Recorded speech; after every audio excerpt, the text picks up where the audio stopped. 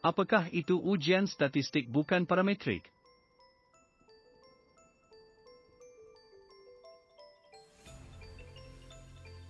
Ujian statistik bukan parametrik.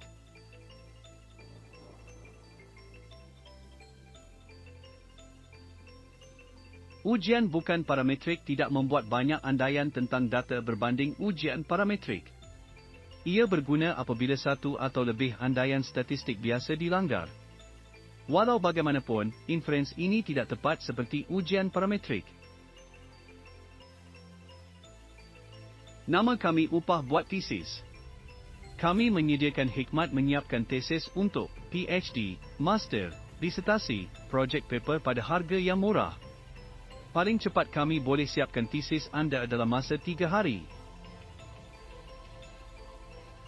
Perkhidmatan upah buat tesis ini beroperasi lebih dari 20 tahun dan kami boleh menyediakan semua topik tesis mengikut format universiti anda. Setakat ini kami menyiapkan lebih daripada 3,000 tesis, PhD, Master, Degree, disertasi, FYP dan projek paper bagi pelbagai topik mengikut format semua universiti tempatan. Anda boleh semak semua testimoni pelanggan kami dalam Facebook page, Upah Buat Tesis.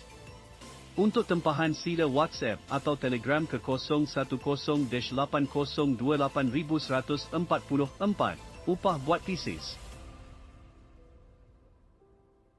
Ujian Hi Kuasa 2. Ujian Hi Kuasa 2 membandingkan dua pemboleh hubah kategori.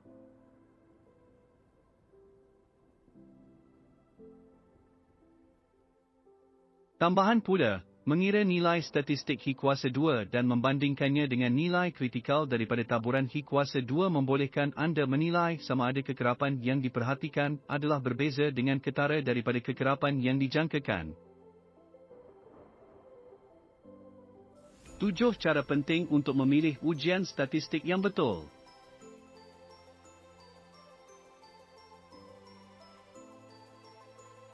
Soalan kajian keputusan untuk ujian statistik bergantung kepada persoalan kajian yang perlu dijawab. Selain itu, soalan kajian akan membantu anda merumuskan struktur data dan reka bentuk penyelidikan. 2. Perumusan hipotesis nol. Selepas mentakrifkan soalan kajian, anda boleh membangunkan hipotesis nol. Hipotesis nol menunjukkan bahawa tiada kepentingan statistik wujud dalam pemerhatian yang dijangkakan. 3. Tahap kepentingan dalam protokol kajian. Sebelum melaksanakan protokol kajian, tahap kepentingan ditentukan. Tahap kepentingan menentukan kepentingan statistik, yang mentakrifkan penerimaan atau penolakan hipotesis nol. 4. Keputusan antara 1 ekor dan 2 ekor. Anda mesti memutuskan sama ada kajian anda harus menjadi ujian 1 hujung atau 2 hujung. Jika anda mempunyai bukti yang jelas di mana statistik menuju ke satu arah, anda mesti melakukan ujian 1 hujung. Walau bagaimanapun, jika tiada arah tertentu perbezaan yang dijangkakan, anda mesti melakukan ujian 2 hujung.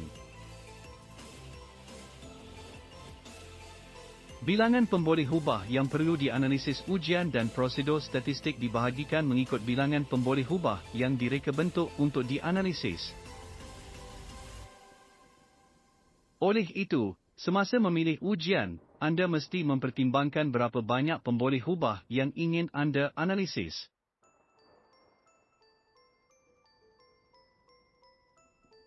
Enam, jenis data adalah penting untuk menentukan sama ada data anda berterusan, kategorikal atau binari.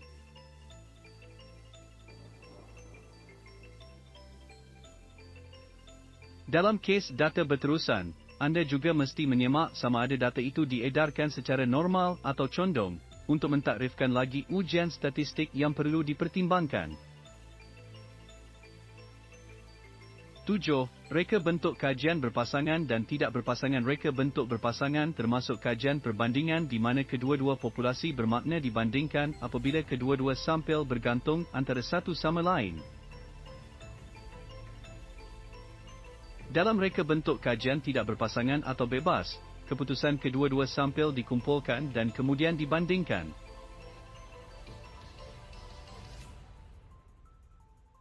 Sekarang setelah anda mengetahui 7 langkah untuk memilih ujian statistik, anda sedang dalam perjalanan untuk mencari ujian yang sesuai untuk soalan penyelidikan anda.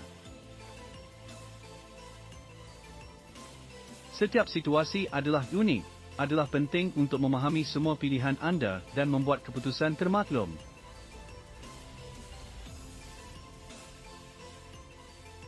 Ingat untuk sentiasa berunding dengan penyiasat utama atau ahli statistik, atau perisian anda, jika anda tidak pasti ujian mana yang hendak dipilih. Anda boleh semak semua testimoni pelanggan kami dalam Facebook page, Upah Buat Tesis. Untuk tempahan sila WhatsApp atau Telegram ke 0108028144, Upah Buat Tesis. Terima kasih.